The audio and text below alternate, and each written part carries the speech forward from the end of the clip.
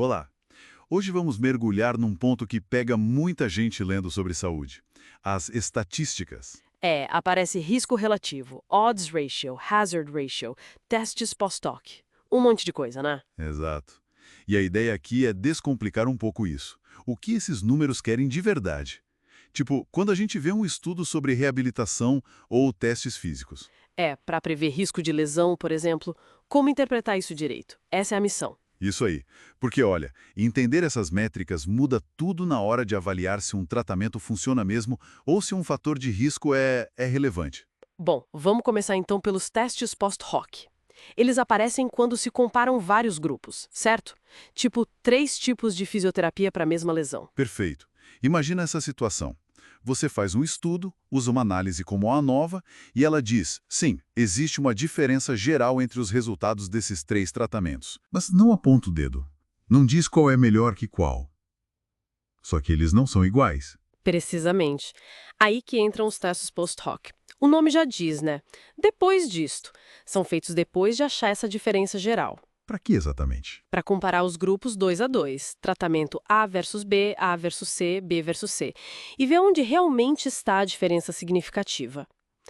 O grande lance é evitar o erro tipo 1. Ao falso positivo. Achar uma diferença que foi só sorte, por causa das múltiplas comparações. Exatamente.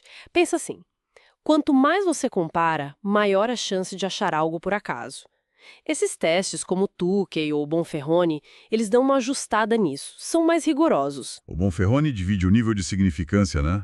Fica mais difícil achar significância. E o Tukey? O Tukey é muito usado, ele te dá intervalos de confiança para a diferença entre as médias. Se o intervalo não inclui o zero, aí sim a diferença é considerada significativa. Tem o chefe também, ainda mais conservador. Entendi. Mas tem um porém, né? Fazer essas análises depois de já ter olhado os dados pode levar a tentações. Pode sim.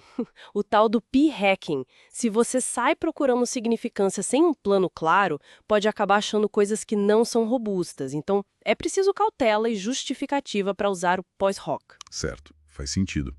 Agora, vamos para as outras medidas. RR, OR e HR.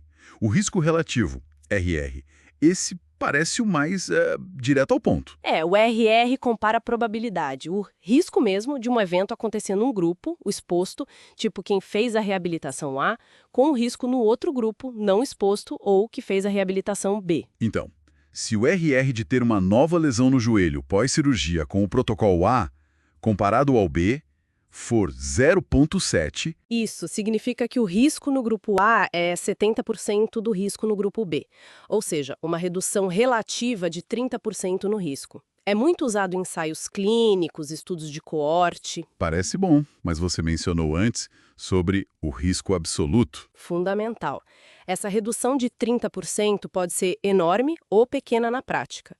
Se o risco no grupo B era de 2%, reduzir 30% leva para 1,4%, uma diferença de 0,6 pontos percentuais. Pequena. Agora, se o risco no grupo B era de 50%, reduzir 30% leva para 35%, uma diferença de 15 pontos percentuais. Bem mais impactante, né? Totalmente.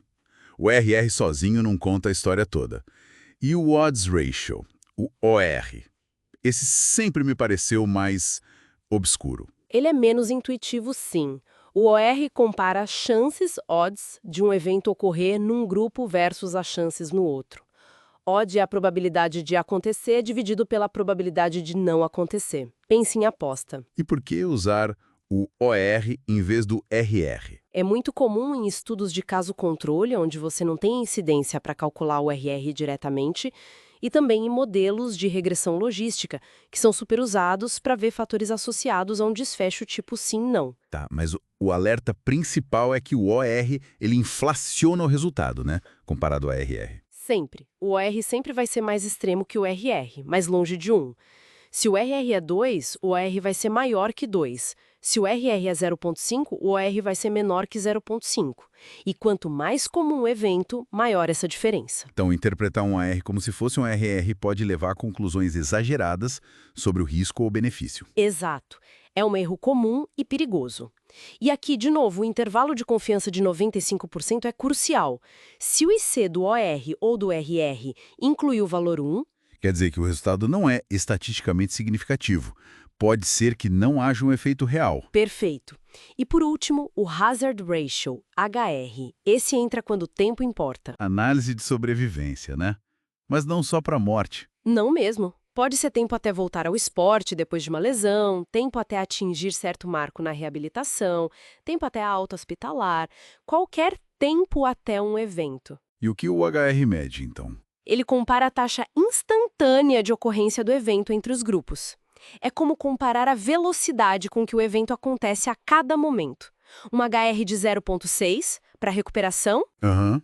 Significa que, a qualquer instante, a velocidade de recuperação no grupo tratado é 40% maior que no controle. Isso, mas atenção, não significa que 40% a mais de pessoas se recuperam no total, nem que o tempo de recuperação diminui 40%.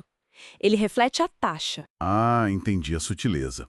É sobre o ritmo, não sobre o ponto final acumulado, da mesma forma que o RR. Exato, e assim como o OR, o HR pode enganar sobre a magnitude real do benefício. Um HR que parece bom pode corresponder a uma diferença pequena no tempo mediano de recuperação, por exemplo. Então, para fechar, RR é risco direto, comparação de probabilidade.